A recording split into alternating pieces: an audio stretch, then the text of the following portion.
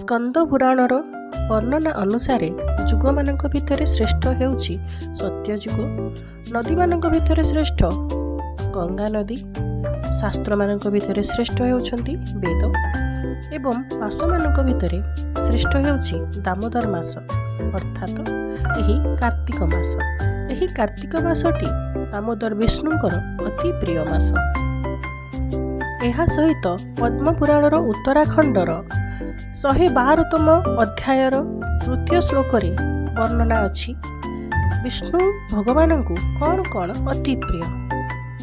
ତାଙ୍କୁ ତୀର୍ଥମାନଙ୍କ ଭିତରେ ବୃନ୍ଦାବନ ଅତି ପ୍ରିୟ, ଗଛମାନଙ୍କ ଭିତରେ ତୁଳସୀ ଅତି ପ୍ରିୟ, ତିଥିମାନଙ୍କ ଭିତରେ ଏକାଦଶୀ ଅତି ପ୍ରିୟ ଏବଂ ମାସମାନଙ୍କ ଭିତରେ ଦାମୋଦର ମାସ ଅତି ପ୍ରିୟ।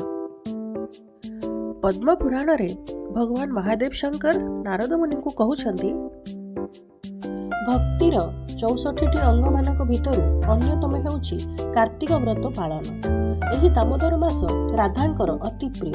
ଦେଖିବାକୁ ଗଲେ ମାର୍ଗଶିର ମାସ ହେଉଛି କୃଷ୍ଣଙ୍କର ପ୍ରିୟ ମାସ, କିନ୍ତୁ ରାଧାଙ୍କର ପ୍ରିୟ ମାସ କାର୍ତ୍ତିକ ହୋଇଥିବାରୁ କୃଷ୍ଣଙ୍କୁ ମଧ୍ୟ ଏହି ମାସଟି ଅତି ପ୍ରିୟ ଅଟେ। କାର୍ତ୍ତିକ ମାସରେ ଯେଉଁ ପ୍ରାଣୀ ଏହି 11 ଗୋଟି ନିୟମକୁ ନିଷ୍ଠାର ସହିତ ପାଳନ କରିଥାଏ, ତାର ମେରୁ ପର୍ବତ ପରି ପାପକୁ ମଧ୍ୟ ଠାକୁର ନାଶ କରିଦିଅନ୍ତି। ସେ ତ ଭାବର ଠାକୁର। ଭକ୍ତ ଯେତେବେଳେ ଭାବ ବିଭୋଳ ହୋଇ ନିୟମ ନିଷ୍ଠାର ସହିତ ଅନ୍ତର ମନରୁ ତାଙ୍କୁ ଡାକେ, ତାଙ୍କର ସେବା କରେ, ସେ ତ ଭକ୍ତର ହୋଇଯାଆନ୍ତି ଏବଂ ସେ ଭକ୍ତକୁ ନିଜର କରିନିଅନ୍ତି।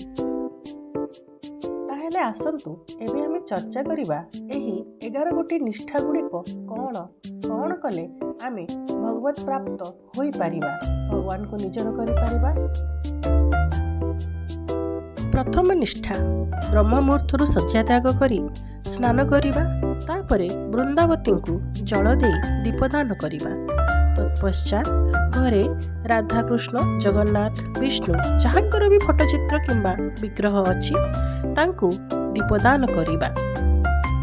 ଦ୍ୱିତୀୟଟି ହେଲା ପ୍ରାତଃକାଳ ବ୍ରହ୍ମ ମୁହୂର୍ତ୍ତରେ ମଙ୍ଗଳ ଆଳତି କରି ଭଗବାନ ନୃସିଂହନାଥଙ୍କୁ ପ୍ରାର୍ଥନା କରିବା।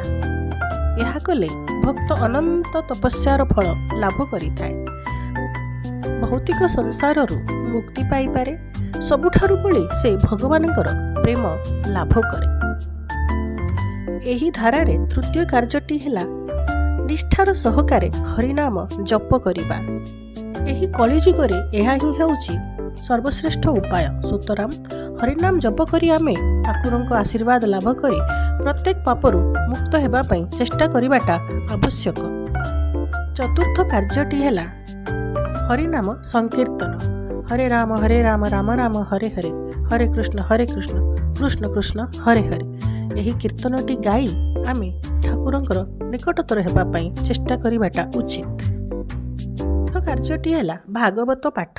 ସକାଳ କିମ୍ବା ସନ୍ଧ୍ୟାରେ ଆମେ ଭାଗବତର ପାଠ ନିୟମିତ ଭାବେ କରିବା କିମ୍ବା ଶ୍ରବଣ କରିବାଟା ଆମକୁ ଅନେକ ସୁଫଳ ଦେଇଥାଏ। ଏହି ଧାରାରେ ସପ୍ତମ କାର୍ଯ୍ୟଟି ହେଲା ଧର୍ମଶାସ୍ତ୍ରର ଅଧ୍ୟୟନ। ଯାହା କିଛି ବି ଆମ ଘରେ ଅଛି ସେହି ଧର୍ମଶାସ୍ତ୍ର ଗୁଡ଼ିକୁ ଆମେ ନିୟମିତ ଭାବେ ପଠନ କରିବା। ଅଷ୍ଟମଟି ହେଲା ଯଦି ସମ୍ଭବ ହୁଏ 4 ଧାମମାନଙ୍କ ଭିତରୁ ଯେକୌଣସି ଏକ ଧାମରେ ଯାଇ ବସବାସ କରିବା, ଯଥା ମଥୁରା, ବୃନ୍ଦାବନ, ଦ୍ୱାରକା, ହରିଦ୍ୱାର, ମାୟାପୁର, ଜଗନ୍ନାଥ ଧାମ, ପୁରୀ। ନବମ ବ୍ରତଟି ହେଲା କଠୋର ଭାବରେ ରଜ ଏବଂ ତମ ଗୁଣମାନଙ୍କ ଠାରୁ ନିଜକୁ ଦୂରେଇ ରଖିବା, ମନ, କର୍ମ ଏବଂ ବଚନରେ ଅହିଂସାର ପାଳନ କରିବା। ଦଶମଟି ହେଲା ଶ୍ରୀକୃଷ୍ଣଙ୍କର ମୁଖନିସୃତ ବାଣୀ ଭଗବତ ଗୀତାର ପାଠ କରିବା ଏବଂ ତାହାର ପ୍ରଚାର କାର୍ଯ୍ୟରେ ମଧ୍ୟ ଲାଗିବା। ଏହି କ୍ରମରେ ଶେଷଟି ହେଲା ଦାନ କରିବା।